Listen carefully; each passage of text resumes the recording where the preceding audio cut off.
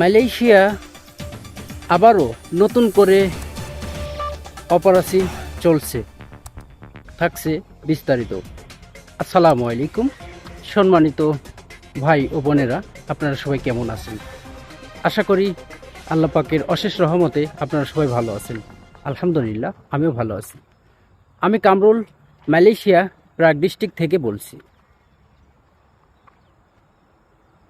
Malaysia বর্তমানে 2024 সাল প্রচণ্ড অপরাধী চলছে। মালয়েশিয়া সরকার আবার নতুন করে 2024 সালে অপরাধী শুরু করছে। আপনারা যারা মালয়েশিয়া আছেন অবশ্যই জানেন, মালয়েশিয়া বর্তমানে অনেক অপরাধী। তো আমি বলবো, যারা যে ভাইরা অবৈধ আছেন, পাসপোর্টে ভিসা নাই, অনেকেই কলিংয়ে আসিছেন, আসার পরে কোম্পানি ভিসা লাগায়নি, এরকম অনেকে আমাকে জানিয়েছেন ফোনে, ভাইয়া আমাদের কোম্পানি তো আর ভিসা লাগায় না, তো আমাদের বেতনও ঠিক মতো নাই, তো ভাই আমরা লারি হয়ে গেলাম। এরকম অনেক লারি হয়ে গেছে, অর্থাৎ কোম্পানি থেকে চলে গেছেন।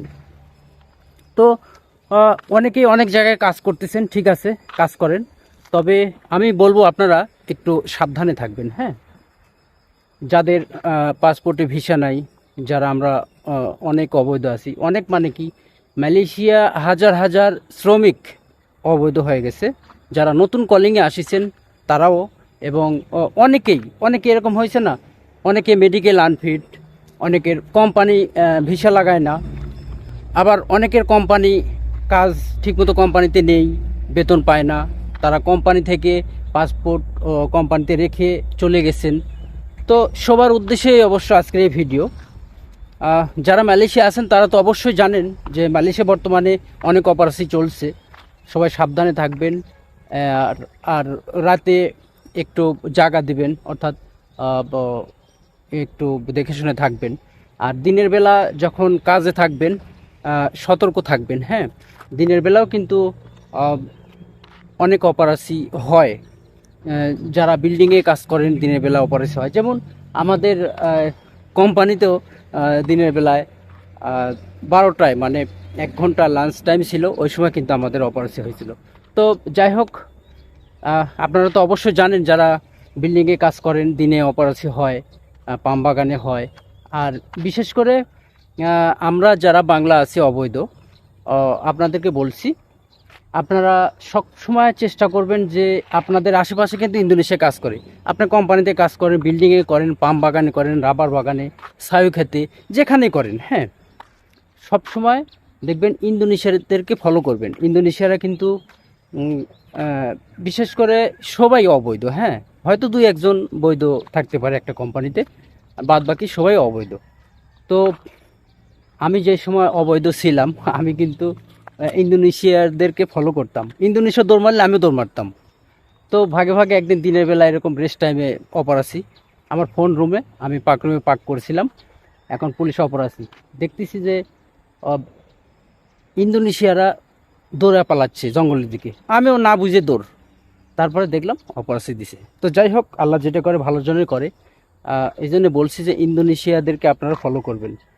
ইন্দোনেশিয়া দৌড় মারলে আপনার থাকবেন না, কাজে থাকেন, রান্না করতেছেন, চুলা বন্ধ করার টাইম নেই, রুমে কখনো দৌড় মারে যাবেন না, সব সময় আপনারা জঙ্গলে যাবেন, ঠিক আছে, জঙ্গলে গেলে সেফ।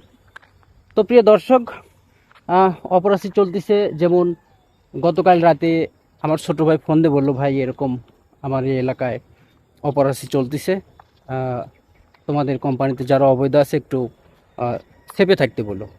মোটামুটি 1 সপ্তাহ এরকম আমাদের মানে বসে ফোন দিয়েছে।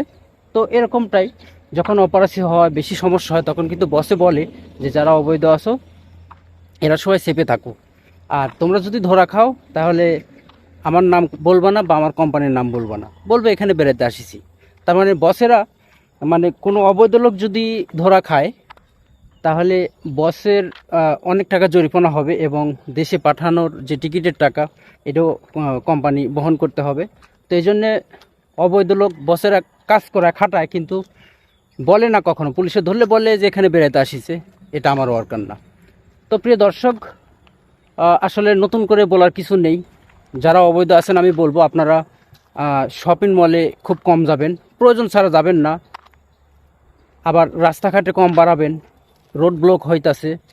এবং বিশেষ করে ফ্যাক্টরির বাইরে খুব কম যাবেন প্রয়োজন ছাড়া। অনেক সময় দেখা যাচ্ছে বেতন পাইছেন, টাকা ব্যাংকে ছাড়তে হবে, আপনি অবৈধ, আপনি যাবেন না। আপনার আশেপাশে দেখেন অনেক বাংলা ভাই বৈধ আছে, তাদেরকে দিলে কিন্তু টাকা ছেড়ে দিবে। ওকে প্রিয় দর্শক, আপনারা দেখছেন কামরুল মালয়েশিয়া প্রবাসী ইউটিউব চ্যানেল এবং ফেসবুক পেজ। আজকের মতো ভিডিও এ পর্যন্তই, বিদায় নিচ্ছি। আল্লাহ হাফিজ।